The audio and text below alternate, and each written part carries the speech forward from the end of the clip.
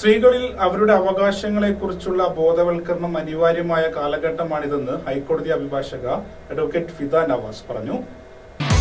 Shoppika weddings, the bridal legacy. സ്വന്തം കാലിൽ നിൽക്കാൻ സ്ത്രീകൾ പരിശ്രമിക്കണം. അടിമത്ത മനോഭാവം അവർ വെടിയണം. സ്ത്രീകൾക്ക് ഏർപ്പെടാൻ പറ്റുന്ന ധാരാളം തൊഴിൽ സംരംഭങ്ങൾ ഉണ്ടെന്നും അവ കണ്ടെത്തി അതിൽ വനിതകൾ ഭാഗവാക്കാകണമെന്നും അവർ പറഞ്ഞു. മാർജരി തണൽ വെൽഫെയർ സൊസൈറ്റി തണൽ ഓഡിറ്റോറിയത്തിൽ സംഘടിപ്പിച്ച വനിതാ ദിനാഘോഷ ചടങ്ങിൽ മുഖ്യപ്രഭാഷണം നടത്തുകയായിരുന്നു അവർ. മാർജരി ഗ്രാമപഞ്ചായത്ത് വൈസ് പ്രസിഡന്റ് ഖദീജ മുത്തേടത്ത് പരിപാടി ഉദ്ഘാടനം ചെയ്തു. നമ്മുടെ ദിനമാണ് മാർച്ച് 8 അല്ലേ? അതുകൊണ്ട് തന്നെ ഈ സദസ്സിൽ ഒരു മാധ്യമപ്രവർത്തകരും ജത്തീസായും നമ്മുടെ സഹോദരനൊക്കെയുള്ള കുറച്ച് പേരേ ഉള്ളൂ അല്ലേ? ബാക്കിയൊക്കെ നമ്മളാണ്, വനിതകളാണ്.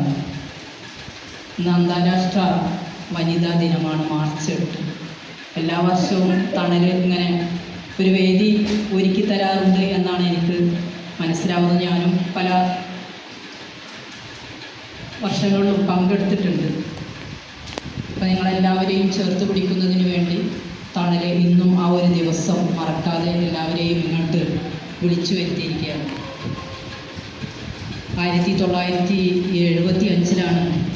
ഈ ഒരു ദിനം അന്താരാഷ്ട്ര സഭ അംഗീകരിച്ച് തന്നിട്ടുള്ളത്. പക്ഷെ അതിൻ്റെ മുന്നേ തന്നെ ചരിത്രങ്ങളുടെ ദൈർഘ്യമുണ്ട് നമ്മുടെ ഈ ഒരു ദിനത്തിന്.